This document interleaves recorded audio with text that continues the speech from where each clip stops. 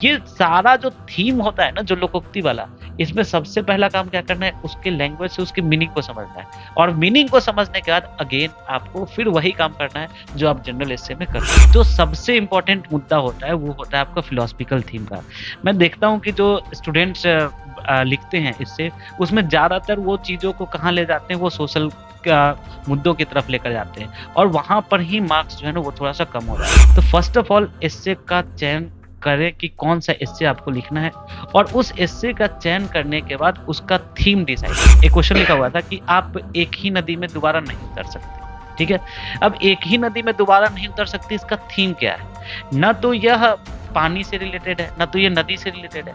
इसका जो थीम है कि अगर आपका टाइम चला गया, तो फिर वो टाइम दोबारा नहीं आएगा। अर्थात अगर इसके थीम को डिसाइड करें तो परिवर्तन। तो ऐसे जो कोट्स हैं, उन कोट्स को आप बना लें, कोट्स को प्रिपेयर कर लें, जैसे कि पावर से संबंधित कोट्स क्या-क्या हैं।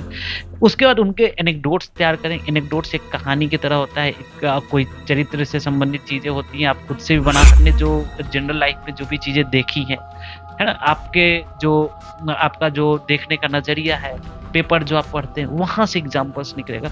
आपने पहले जो भी चीज़ पढ़ा है, वहाँ से एग्ज़ाम्पल्स निकलेगा। प्रॉब्लम क्या होता है ऐसे में कि जो बच्चे लिखते हैं ना, वो डायरेक्शनलेस लिखना शुरू कर देते हैं। तो आपको सबसे पहले किसी भी क्वेश्चन का थीम डिसाइड करें, कोई भी क्वेश्चन है, जैसे कि G20 या आतंकवाद, ये सब क्वेश्चंस को एक तो अगर लिखेंगे तो मार्क्स भी नहीं उठेगा, और क्वेश्चंस आते भी नहीं। अब देख लीजिए, आप रिसेंट में टाइम में उठाकर देख लीजिए, इधर वो यूपीएससी का पेपर हो या बीपीएससी का पेपर हो, सारे क्वेश्चंस जो हैं वो फिलोसॉफिकल थीम से हैं। आपको समझना पड़ेगा, जीएस और फिर आप एस्से के लिखने के तरीके में अंतर होता है। यहाँ स्क्रिप्ट हिंदी का प्रयोग करना पड़ता है, अगर आप हिंदी में लिख रहे हैं तो। नमस्कार, आप देख रहे हैं द बिहार टॉप। मैं हूं आदेशपुरी। 69वीं सिविल सेवा का पीटी का रिजल्ट घोषित हो चुका है और जनवरी फर्स्ट वीक में मेंस होने वाला है। हमारे साथ हैं परफेक्शन आईएएस के चंदन सर, और हम जानेंगे कि एसए का तैयारी आपको कैसे करना है, क्योंकि एसए ऐसा पेपर है जो कि अपने आप में अलग है। बिहार से संबंधित एसए है, लोकल भाषा से संबंधित एसए है। तो वही आपको बता दें कि कुछ एसए ऐसे हैं जो कि यूपीएससी कैटेगरी के हैं। तो आखिर कैसे चुनाव करें आप एसए का? ज्यादातर हम लोग देखते हैं कि वही सामाजिक मुद्दा जो है, आतंकवाद, गरीबी, बेरोजगारी, इसी को लेकर तैयारी करते हैं। लेकिन इन सब से अलग हटकर बीपीएससी के लायक कैसे तैयारी करना है, हमारे साथ हैं चंदन सर। चंदन सर से जानेंगे, सर 69वीं में एसए कितना इंपॉर्टेंट है, उसको तैयारी करने के लिए क्या रणनीति होनी चाहिए? देखिए, GS1 और GS2 ये एक ट्रेडिशनल पेपर हो चुका है। लगभग आप देखेंगे कि इसके अंदर जो मार्क्स आ रहे हैं वो अगर आप जिस तरीके से प्रिपरेशन करते जा रहे हैं उसी तरीके से आ रहा है। लेकिन यहाँ जो सबसे इम्पोर्टेंट होने वाला है वो है एस्से का पेपर। एस्से के अंदर अगर आप देखेंगे तो कई तरह के एस्से पूछे जाते हैं, जैसे कि कुछ जो एस्से होते हैं वो फिलोसॉफिकल होते हैं, कुछ जो एस्से होते हैं वो आप देखेंगे कि सोशल इश्यूज से रिलेटेड होते हैं, कुछ एस्से जो होते हैं वो पॉलिटिकल इश्यूज से रिलेटेड होते हैं। लेकिन जो सबसे इम्पोर्टेंट मुद्दा होता है वो होता है आपका फिलोसॉफिकल थीम का। मैं देखता हूँ कि जो स्टूडेंट्स लिखते हैं इससे, उसमें ज़्यादातर वो चीज़ों को कहाँ ले जाते हैं, वो सोशल मुद्दों की तरफ लेकर जाते हैं, और वहाँ पर ही मार्क्स जो है ना वो थोड़ा-सा कम हो जाता है। पहले तो फर्स्ट ऑफ ऑल आपको एस्से का चयन कैसे करें, ये आपको समझना पड़ेगा कि किस एस्से को लिखें। अगर आप पिछले साल के पेपर को देखिएगा ना, तो उसमें 12 एस्से में से लगभग 10 एस्से जो है वो आपको फिलोसॉफिकल थीम का रहा है। तो फर्स्ट ऑफ ऑल एस्से का चयन करें कि कौन सा एस्से आपको लिखना है, और उस एस्से का चयन करने के बाद उसका थीम डिसाइड करें। थीम मतलब क्या होता है, सोच समझिए। जैसे कि एक एग्जांपल के तौर पर आपको बताता हूँ कि एक क्वेश्चन लिखा हुआ था कि आप एक ही नदी में दोबारा नहीं उतर सकते, ठीक है? अब एक ही नदी में दोबारा नहीं उतर सकते, इसका थीम क्या है? ना तो यह पानी से रिलेटेड है, ना तो ये नदी से रिलेटेड है। इसका जो थीम है कि अगर आपका टाइम चला गया, तो फिर वो टाइम दोबारा नहीं आएगा। अर्थात अगर इसके थीम को डिसाइड करें तो परिवर्तन। तो किसी भी क्वेश्चन का लिखने से पहले आपको उसका थीम डिसाइड करना पड़ता है। तो मैं सबसे पहले अभ्यर्थियों को ये कहना चाहूँगा कि आप क्या करें कि कुछ थीम्स डिसाइड कर लें, कुछ थीम्स बना लें। जैसे कि साहस, जैसे कि नैतिकता, जैसे कि करुणा, जैसे कि आपने अभी देखा परिवर्तन, समय, धर्म, ऐसे आप थीम बना लें। और थीम बनाने के बाद उनसे संबंधित कुछ कोट्स को आप प्रिपेयर करें खुद से। जैसे कि आप देखेंगे कि पावर से रिलेटेड यूपीएससी में एक बार क्वेश्चन आया था कि शक्तियाँ जो होती है वो मनुष्य को भ्रष्ट बनाती है, और अत्यधिक शक्ति मनुष्य को अत्यधिक भ्रष्ट बनाती है। ठीक है? तो ऐसे जो कोट्स हैं उन कोट्स को आप बना लें, कोट्स को प्रिपेयर कर लें, जैसे कि पावर से संबंधित कोट्स क्या-क्या हैं। उसके बाद उनके एनेक्डोट्स तैयार करें। एनेक्डोट्स एक कहानी की तरह होता है, एक कोई चरित्र से संबंधित चीज़ें होती हैं, आप खुद से भी बना सकते हैं।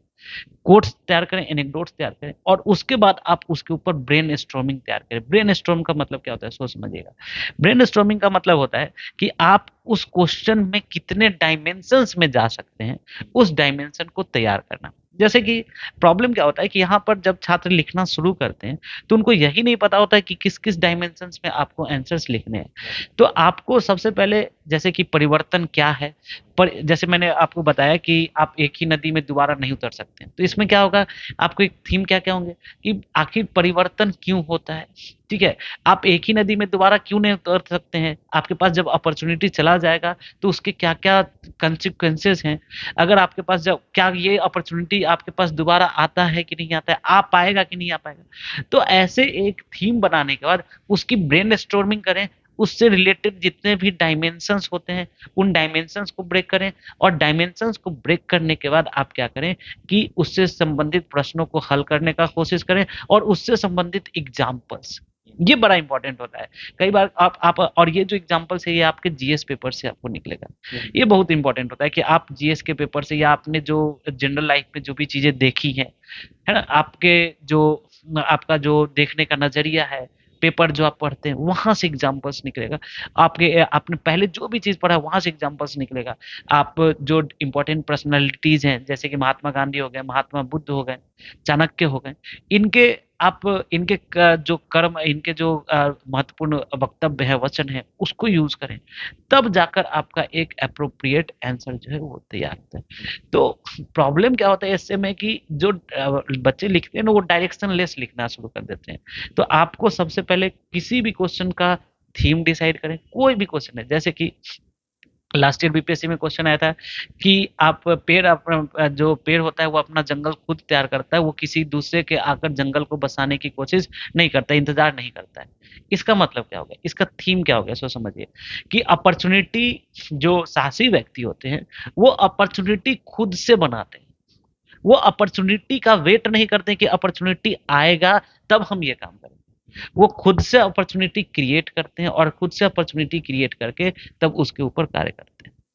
तो ऐसे आपको चीजों को समझना पड़ेगा, उसके थीम्स को समझना पड़ेगा और थीम को समझ के तब अब यहाँ पर अवसर की बात होगी। तो अवसर क्या है, क्यों जरूरी है, अगर अवसर मिला तो उसको कैसे आपको हासिल करना है, कैसे अवसर बनाना है, ऐसे डायमेंशंस आप उसको ब्रेक कीजिए और डिफरेंट डायमेंशंस को ब्रेक करने के बाद तब उन क्वेश्चंस के आंसर्स को दीजिए।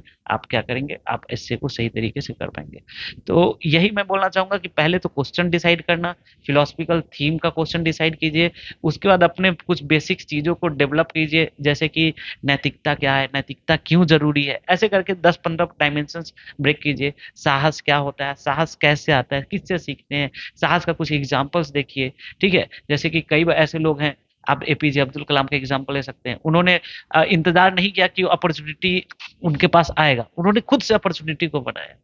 तो ऐसे एग्जाम्पल्स प्रिपेयर कीजिए और तब एग्जाम्पल्स प्रिपेयर करके अपने आंसर्स में उसको कोट कीजिए, बस इतना ही करना है। सर ये, और सर जो बिहार से रिलेटेड सर जो है रीजनल, उसके लिए सर कहाँ से तैयारी करना है, उसके लिए कैसे थीम डिसाइड करना है, क्या देना है, ये सब कैसे सर? देखिए बिहार से संबंधित जो क्वेश्चन है ना, उसमें आप देखेंगे ना कि बिहार के पहले के जो लोग रहे हैं ना, जिन्होंने लोकोक्तियां बनाई है, बड़े अब दार्शनिक विचारधारा के लोग हैं।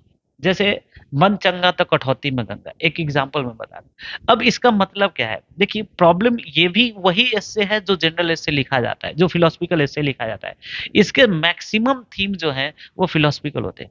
बस आप क्या करें कि उसके, क्योंकि आपका लैंग्वेज एक होगा, मान लीजिए आप मैथिली जानते हैं तो दूसरे लैंग्वेज को नहीं जानते होंगे, तो आप उसका उस जो लोकोक्ति है उसके मीनिंग को समझ लें और मीनिंग को समझने के बाद फिर से उसको फिलोसफिकल थीम के ऊपर लेकर आए। जैसे मन चंगा तो कठौती में गंगा, इसका मतलब क्या हो गया कि अगर आपकी आत्मा शुद्ध है तो ईश्वर जो है वो आपके पास में, ठीक है, आपको कहीं जाने की जरूरत नहीं है, आपके पास ही सब कुछ है। अब इसका मतलब क्या है, इसको समझिए कि आत्मा को आप शुद्ध कैसे करें, क्योंकि आसपास में सब जगह पर भ्रष्टाचार है। तो आप अपने आत्मा को शुद्ध कैसे करें, इस या सेल्फ तरीके से हो सकता है, खुद से हो सकता है, आप सोसाइटी से सीख के कर सकते हैं, आप चिंतन करके कर सकते हैं, कर्म के द्वारा कर सकते हैं, कि विभिन्न प्रकार से आप क्या कर सकते हैं, अपने मन को, मनोस्थिति को शुद्ध कर सकते हैं। तो यहाँ पर आपको अगेन अगर देखिएगा, तो ये किसकी बात करता है, यहाँ पर ये आपके मन, मतलब कि आपके आत्मा की बात करता है। तो अगेन इसका जो थीम है वो क्या हो गया, फिलोसफिकल हो गया। तो एक लास्ट ईयर क्वेश्चन आया था कि विज्ञान और जो धर्म है वो एक दूसरे से रिलेटेड है। अगेन यहाँ पर जो थीम है वो क्या है, फिलोसफी और विज्ञान का है। धर्म और विज्ञान का है। तो धर्म आपको देखना पड़ेगा कि धर्म कौन कौन से जगह पर विज्ञान से रिलेटेड रहा है, और विज्ञान किस किस जगह पर धर्म से रिलेटेड है, इसके एग्जाम्पल्स निकालने पड़ेंगे। तो ये सारा जो थीम होता है ना, जो लोकोक्ति वाला, इसमें सबसे पहला काम क्या करना है, उसके लैंग्वेज से उसके मीनिंग को समझना है, और मीनिंग को समझने के बाद अगेन आपको फिर वही काम करना है जो आप जनरल एस्से में करते हैं।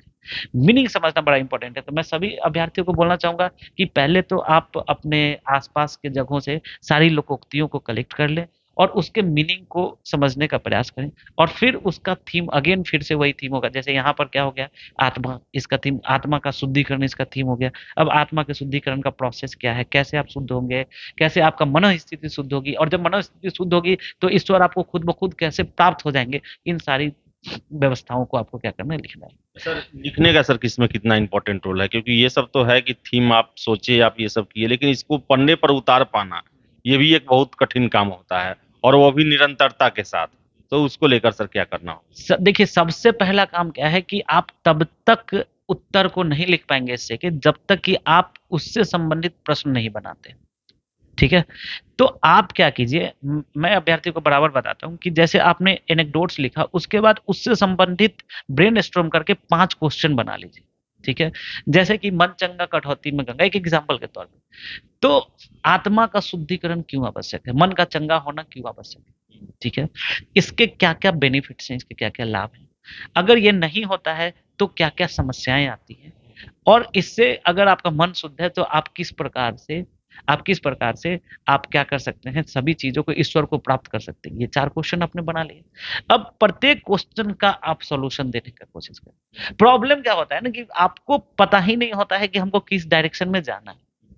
डायरेक्शन लेस जब आप स्टडी करते हैं तो चीजें प्रॉब्लमेटिक हो जाती है। बस यही काम करना है और कुछ नहीं।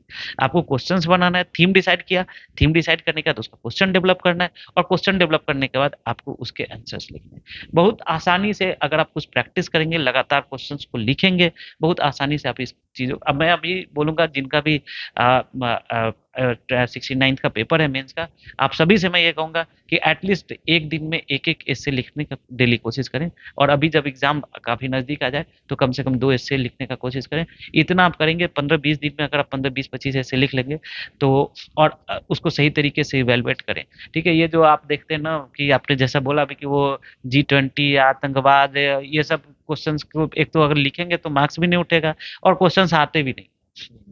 अब देख लीजिए, आप रिसेंट में टाइम में उठा कर देख लीजिए, इधर वो यूपीएससी का पेपर हो या बीपीएससी का पेपर हो, सारे क्वेश्चन जो हैं वो फिलोसफिकल थीम से रिलेटेड।